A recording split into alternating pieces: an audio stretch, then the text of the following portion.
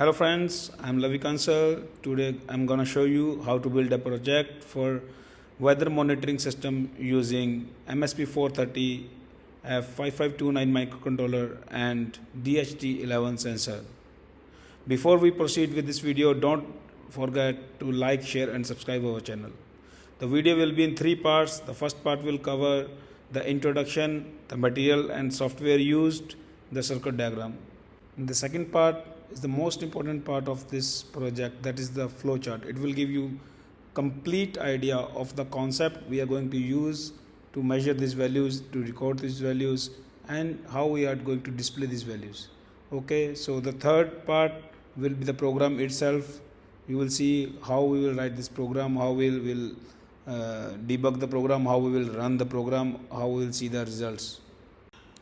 Remember one thing guys, don't skip any part of this video to have full knowledge about the project, otherwise you will miss very important information. Okay, so let's see how we make this one. Thank you.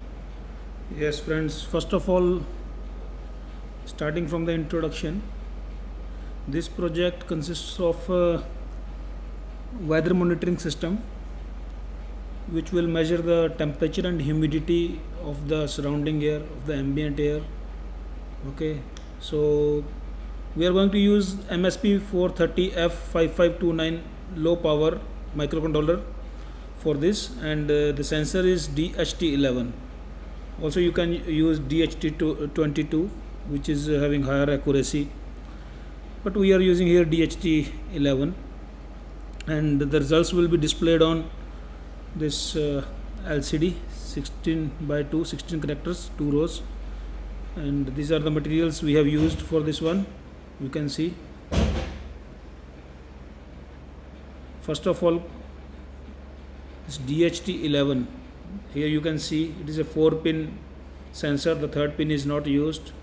First pin is VCC, which is the supply voltage, and second pin is the data pin, where we will receive our data serially, and fourth is the ground pin. See, here are the specifications which you can check on the internet also. Here are some electrical specifications. It works on basically 5 volt.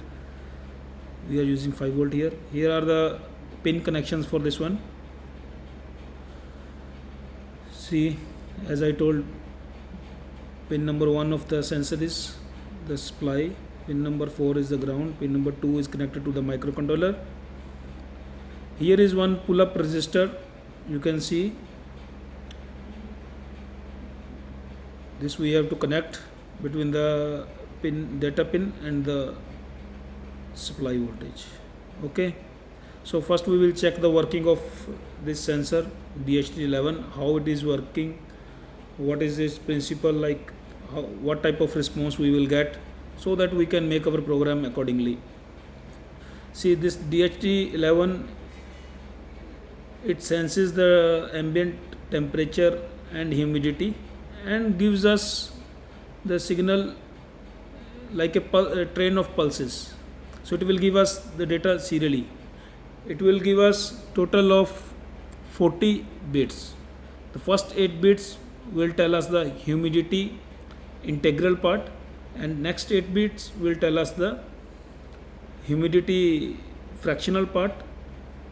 Similarly, next 8 bits will tell us temperature integral part, next 8 bits for temperature fractional part, and the last 8 bits are reserved for checksum, so that we can later check that all the data sent by the sensor we have received or not. Okay, so how the process starts lies here. First of all, the microcontroller, it sends a start signal to the sensor. This start signal is nothing but a low pulse of 18 milliseconds, and it goes high.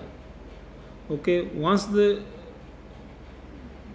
sensor, it receives this pulse, low pulse of 18 milliseconds on its pin number 2, it gets to know that okay, it has to start the communication.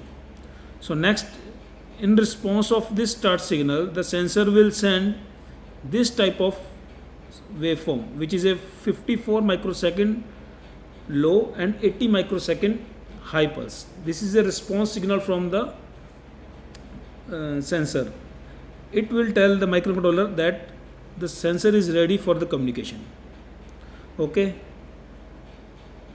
Also here is this definition of low and high bit for this sensor. Okay, if the sensor it is sending 54 microsecond low pulse and 24 microsecond high pulse, it means it is sending us a 0 bit. Similarly, if it is sending us 54 microsecond low bit low pulse and 70 microseconds high, it means a high bit. So this is the definition of basically a 0 and a high bit for this sensor. Okay, so here is the communication process. You can see here the communication starts from here. You send a low pulse of 18 millisecond as a start signal. Okay, here the microcontroller is waiting for response from the sensor, and the sensor sends response here, as we told, 54 microsecond low pulse and 80 microsecond high pulse. Next is the train of pulses which we start receiving. This is 0 bit, this is 1, like this it continues up to 40, and after 40 sending the 40 bits as a 0 1 1 0 containing the information regarding the temperature and humidity. At last the sensor will send a 54 microsecond low and then continue high signal as a end of frame, and after this the sensor goes to sleep mode. Okay, this is about the sensor, how it is sending the data serially. And now about the microcontroller. This is the picture of the microcontroller, you can see. Okay, these are the features of this microcontroller, you can check on internet. Here is the pinout of this one. I will zoom it little bit, you can see this is the pinout. Here we are using this pin, basically P1.2, which is assigned to the timer capture. So we will be receiving the data from the sensor on this pin of the microcontroller P1.2, and we will configure this timer. Okay friends, this is the block diagram of the microcontroller. Right now we will not go into this one, we will focus on our project only. Here is the LCD. On this LCD we are going to display our results of humidity and temperature. Okay,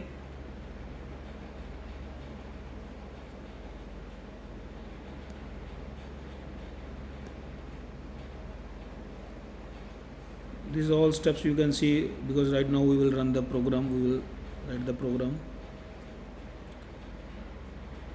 See, first we will go to, now this is the circuit diagram. This is how you have to connect the circuitry. Okay, this is the sensor, this is the microcontroller, this is the LCD. You can see which pin is connected where, so you can connect accordingly. This pin is for ground, this is supply 5 volts for the working of LCD. This is for contrast adjustment. This 10K potentiometer, by rotating it, adjusting the resistance, you can control the contrast. This is the register select, whether you are sending a command or you are sending data, you can select from this bit. This is enable one bit for the LCD. These 4 are the data bits, data pins. We are using 4-bit mode, although we can connect it in 8-bit mode also, but to save our IO pins, we want lesser and lesser IO pins, so we are using 4-bit mode. So the data will be sent to the LCD nibble by nibble, means 4-bit it will be sent. This is the actual diagram of the project. You can see how the results will be displayed at the end of the experiment. This is the port, this is the sensor, this is the microcontroller connected to our personal computer via micro USB. Okay, so here